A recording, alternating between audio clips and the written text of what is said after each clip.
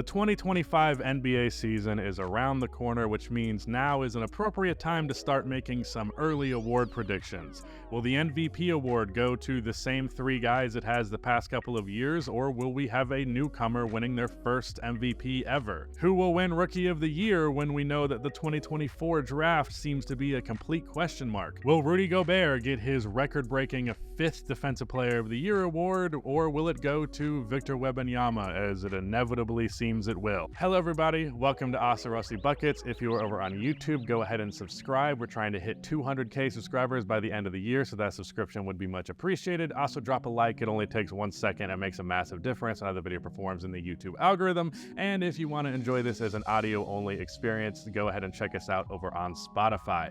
But with that said, we're going to be starting from the least interesting awards to the most interesting. I'm also only doing player awards. I also decided not to do Clutch Player of the Year. While we can recognize that some players are probably more likely to win that award than others, it seems like it's kind of a coin toss every single year, so it's a rough one to predict. But with that said, let's start with Sixth Man of the Year. As you guys may know if you've been around for a while, Sixth Man of the Year is an award that I have a lot of beef with, mostly because I just think it's not an accurate award to what it claims to be. It's not the best sixth man in the league, it's the best scoring sixth man in the league. So as a result, someone who I think probably should win the award and would have very good reason to win the award next year, like Alex Caruso, well, his odds are half of what they are for someone like Malik Monk. So my top 4 candidates for this award are Malik Monk, Naz Reid, and Alex Caruso, with a little bit of a wild card for my 4th one, that player being Bradley Beal.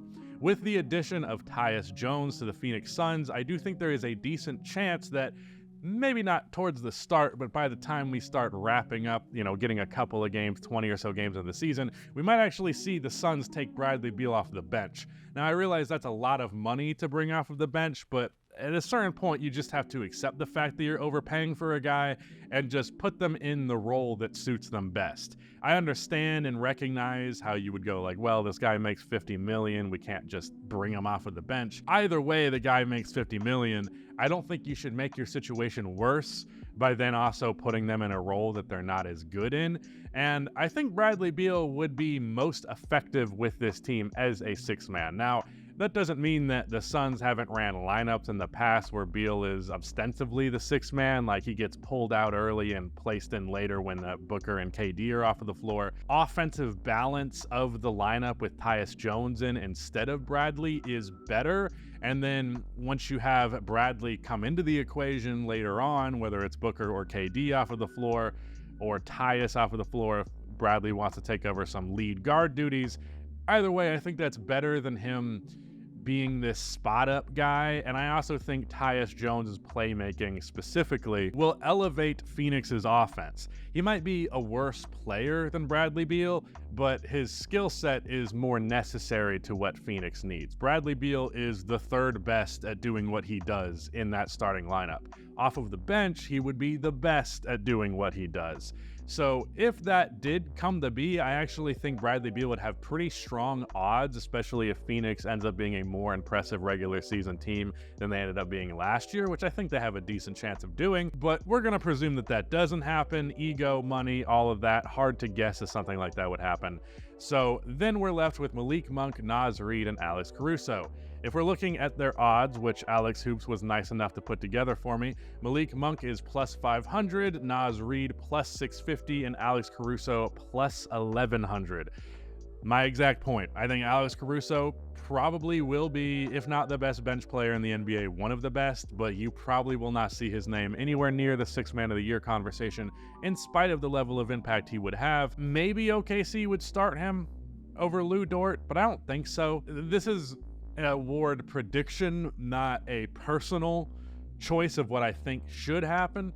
So gonna nix Alex Caruso there. It's really probably between Malik Monk and Naz Reid as it was last season, and I don't know that that's going to change because I do think they are both some of the best scorers off of the bench in the entire league. In the case of Naz Reid, I think he's a better player than Malik Monk just because he has more of an all-around game to him, better defensive player, rebounder, and all that. But Malik will score a slightly higher volume of points, and with this award just ultimately being leader in points per game, well, Malik Monk's going to be that. He was the leader in points per game off of the bench last year with 15.4, and he was also, for what it's worth, second in assists. He's definitely a better playmaker than Naz Reid is. Second in assists off of the bench, obviously, with 5 a game. So Malik Monk is my 6th man of the year prediction. He lost most recently to Naz Reid. A lot of people thought that was wrong. I think it's a coin toss either way, and I expect something similar this year. Most improved player is a very much a wild card award. As a result, some of these odds for the players that I picked are actually astronomical. What I did for the process of making these videos is I just picked my candidates, and then Alex came in and gave me the actual Vegas odds from FanDuel. Here are my candidates: Victor Wembanyama, Jalen Johnson, Jaden McDaniels, LaMelo Ball, and Ayo Dosunmu. Did I say Jaden McDaniels? I meant Jalen Williams. All of these guys, except for Wemby, have pretty ridiculous odds. Jalen Johnson's plus 1,500, J-Dub plus 2,000, LaMelo plus 3,000, Ayo plus 7,500. I don't think that Ayo is going to get in there, unfortunately, but I will mention that last year he made some major strides as a player. He's only 24, and he's going to get even more opportunity going into this next season because he wasn't a prominent rotation player to open the year, but he was to close, and he was like a mega efficient 15-5 guy while being one of the better defensive guards in the NBA. So just with more minutes, opportunity, and shots going into next year, I do think Ayo could find himself being a candidate, but the next couple of guys I think have a better shot. I wonder how much LaMelo Ball, if he did win this award or was in consideration for this award, would be more about the fact that we're just finally getting a healthy season from the guy. But that's really the main reason why I think he has a real shot at this award, because I'm just waiting for LaMelo to have the season where he plays 65 plus games, because I think the moment that he does that, we will be having a lot of different conversations about where he ranks among the NBA with point guards. There are aspects of his game that are kind of clunky and awkward. I recognize that, but at the end of the day, LaMelo is a very positive player and one of the better creators in the entire NBA. Unfortunately, in a bit of a wasteland in Charlotte, although I have liked their moves of recent, and I do think that they have a good enough roster, especially if we get a second-year leap from Brandon Miller, that they could be a play-in tier team if they just simply had a healthy LaMelo Ball. So in games that LaMelo Ball has played, he is 82 and 102 for his entire career. So he's played 184 games, which is a little discouraging. The one season where he did play a lot of games, which was 2021-2022, he averaged 20 points, 7 assists, 39% from 3 on 7.5 attempts per game. He went 39 and 36 with that Charlotte Hornets team. So I do think healthy year, consistent role, LaMelo and the Hornets is kind of like a beast lying in wake to surprise everybody. And if you did get that season from LaMelo, well, there'd be some interesting conversations to be had. That said, he has not been healthy pretty much his entire career, so I'm not going to bank on that one. Jalen Johnson of the Atlanta Hawks had a big leap last year, and I'm thinking he can have another big one following it. Last year was more about opportunity, and this year I think could be more about growth, just about everything you want out of a big forward. He can do big man stuff, he can do wing stuff, he can play defense, he can do a lot of stuff on offense. Not a big shot creator, but a really good play finisher, and someone who can score a surprisingly high volume of points, especially paired next to Trae Young's playmaking. Victor Wembanyama, I don't like that pick because I am a big proponent of being nearly entirely anti-second-year players winning this award. I do believe that there is a certain threshold where it's like, all right, I'll give it to you, because there is a degree of improvement that goes well beyond your expectation, but there is an expectation of improvement from a second-year player, and there's especially expectation of improvement for Wemby as a second-year player. So while his odds might be pretty high, he's not necessarily who I'd want to pick for the award, and I decided, given that he kept getting better throughout the year, that my pick would be J-Dub, Jalen Williams of the OKC Thunder, the forward, not the center. His stats improved pretty great last year. His shot creation got so much better. His playmaking got so much better, really efficient, and while he hasn't quite crossed the threshold of 20 points per game. He averaged 19 last year. I think he could get to like the 23, 24 range. This previous year, he was actually 4th in most improved player in the most improved player award. So yeah, he's my pick for most improved player next year. Defensive player of the year is really interesting to me. At the same time, it's not, just because there is a pretty heavy favorite for this award. Wemby very famously said last year about Rudy Gobert winning it over him that he can have that one, but the award is his from now on. And I kind of agree with that. I wouldn't be surprised if Wemby just got off like 3 straight DPOYs following this upcoming season, including this upcoming season. He has negative 190 odds, so everyone's predicting Wemby to win this award. But after that, my best candidates were Rudy Gobert, Bam Adebayo, Anthony Davis, and Herb Jones. Unfortunately for Bam, I just don't know that he's ever going to get the Defensive Player of the Year award that he very much deserves. Bam might be the best defensive player in the NBA. It might end up being Victor going into this next year, but probably those two as my top 2. And unfortunately, with the situation in Miami, the rest of the defensive personnel often leaves room to be desired, so the defense doesn't end up being as dominant as it could be with Bam there. And there's just not a lot of media attention brought there, especially given their propensity to just intentionally be mediocre in the regular season. When you do that, you're not going to get a lot of attention brought to your name. I feel like Defensive Player of the Years historically are given to the best defensive player on a team that gets a lot of buzz.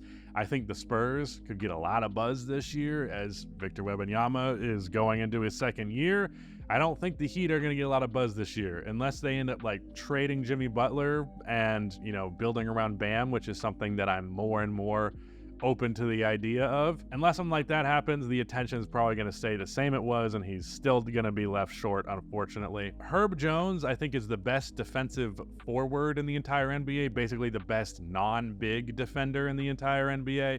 Just insanely good at every aspect of defense, help defense, one-on-one defense, shot blocking, whether on straight up matchups or like help side stuff. Dude's just a monster, plays passing lane super well, really racks up the stocks. Anthony Davis, don't think the Lakers will be successful enough on defense and in general to really win the award, but that's my 5. I gotta give DPOY to Wemby. Everybody's picking Wemby, and it's for good reason.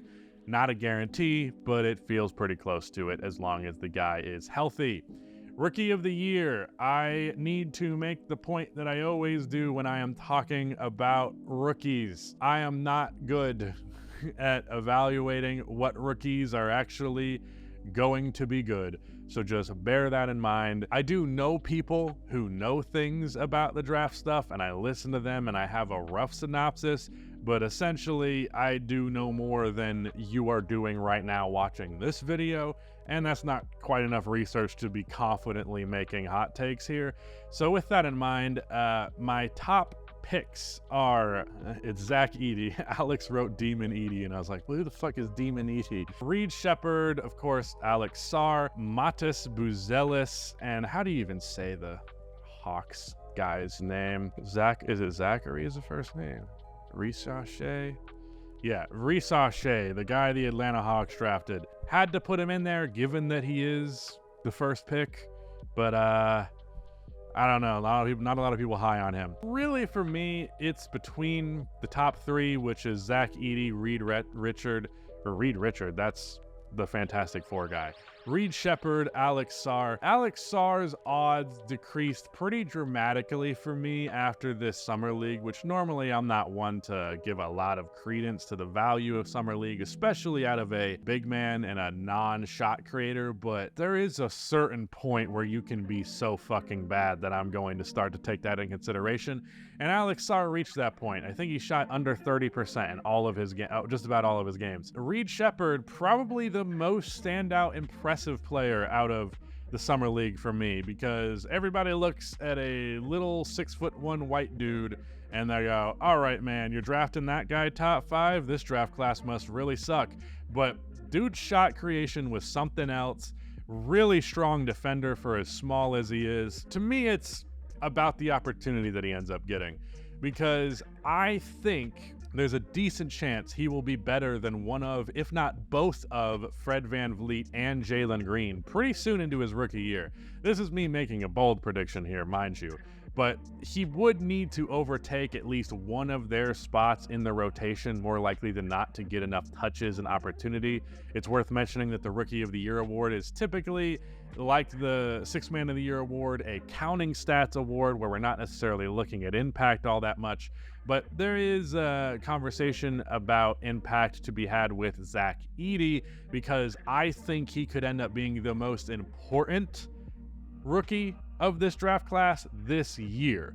Not in general, but this year specifically. He fits so well with what the Grizzlies are doing, and I think a lot of people are asleep on the Grizzlies in general about how good they could be next year. And if Zach Edey is just like, if it's a Zubats type of player, that really helps them. It allows Jaren Jackson to play his natural role. It addresses one of their glaring weaknesses, which is rebounding.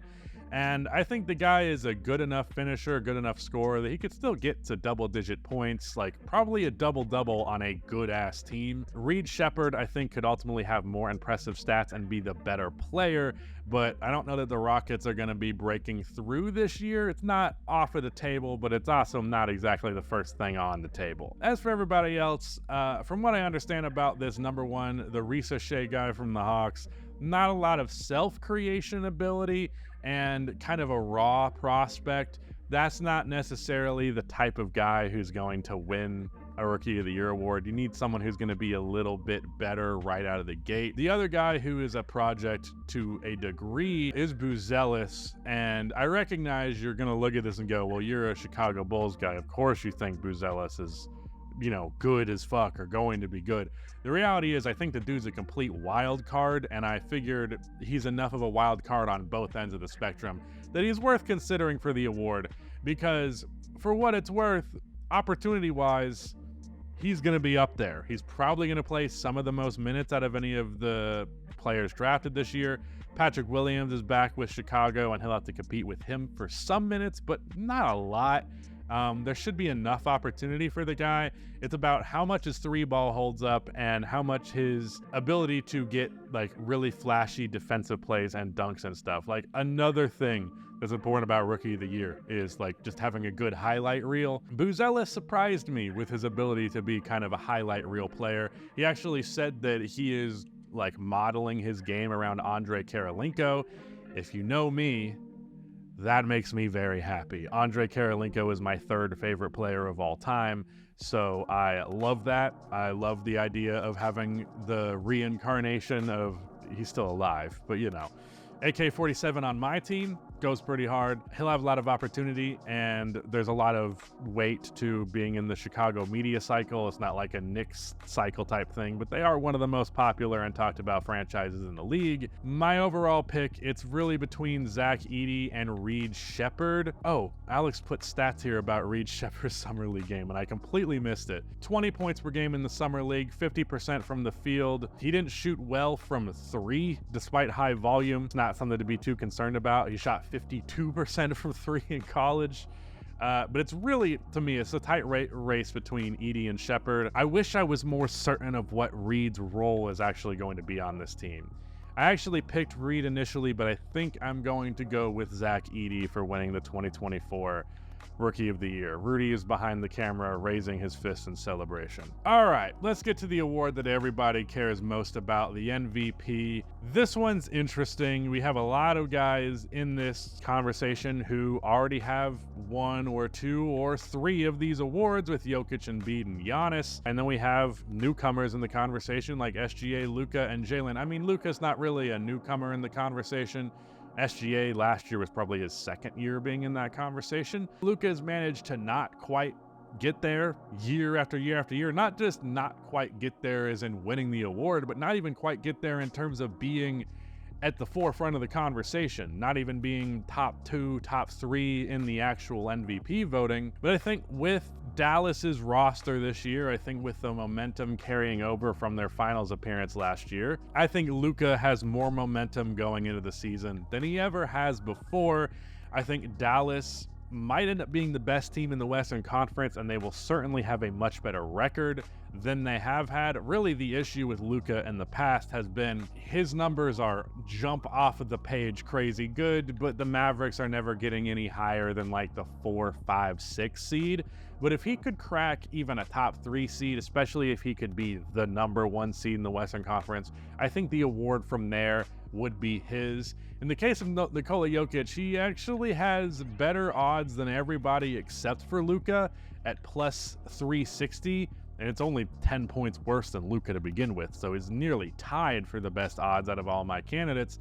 But I just don't think they're going to give him his 4th. Call me crazy. I thought they weren't going to give him his 3rd, to be honest. I was pretty surprised. It took a specific and weird set of context this previous year for that to happen. I thought the award should have gone to Luka last year, but it went to Jokic. He got his 3rd. I just don't think they're going to give him his 4th, man. I understand his odds are looking higher here, but I think Vegas got that one wrong. You see on the intro or the thumbnail that I have Luka as my MVP pick, obviously. That's who I am picking here. But I think it'll be a pretty close race between 3 guys, Luka, SGA, and Embiid. Embiid getting a makeup MVP because he was supposed to win it last year and he just ended up getting hurt. Not saying a makeup MVP in the sense of like he cried about it like last time. In this case, was going to run away with the 2024 MVP, but unfortunately just sustained too many injuries, missed too much time. But if he ends up being healthy long enough, there's no doubt in my mind that he will be heavily in the conversation. And in the case of SGA, OKC was really good this previous year, and that helped him a lot despite the fact he finished similarly in the MVP race. But I see no reason that his numbers will not remain relatively similar, all while I think OKC will be a better team that is more in the forefront of the NBA conversation. They got a good amount of discussion this previous year about the fact that they were even better than a lot of people projected them to be, and they already had high expectations going into the year given what they were the previous season. But this year now it's less like, oh, he's showing up. Now it's he's arriving. OKC isn't showing up to the party. It's like now they are the fucking party. And OKC might be my pick to come out of the Western Conference next year, and I think between Luka and Shea, their teams, OKC and Dallas, are going to be the top 2 in the Western Conference if I had to guess. Obviously, a lot of that comes down to injury luck, but if all things play in their favor, I think SGA, Luka, and Embiid will all be at the forefront of that conversation. Embiid's Sixers also have the potential to have a more dominant record than they ever have before.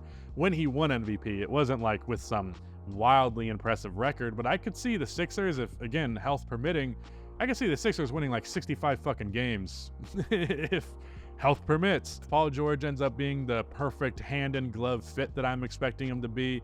Tyrese Maxey continues to be awful, awesome.